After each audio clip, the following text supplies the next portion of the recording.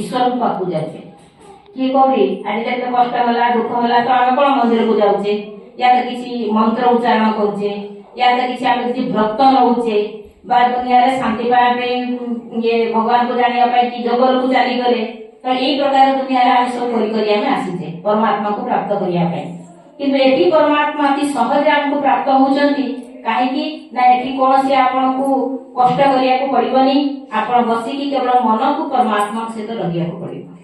तो से ईश्वर हले सर्वमान्य एवं सर्वज्ञ सर्वशक्तिमान एवं सर्वोच्च तो भगवान परमात्मा को आउ उद्धर के नाहांती तो से ही समस्तकर सेते परम युक्त आत्मा परमात्मा आदि धरे महात्मा अछन देवात्मा अछंती पुण्यात्मा अछंती पाप आत्मा अछंती किंतु सब श्रेष्ठ होछंती किए परम आत्मा जाको सब आत्मा ताको ही मने पकाउछन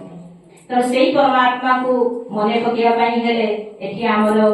7 दिन गोटे कोर्स दिया जाउची जो थे निजो को हमें जानिबा परमात्मा को जानिबा एवं सृष्टि चक्र को जानिबा एवं ए दुनिया रे केमती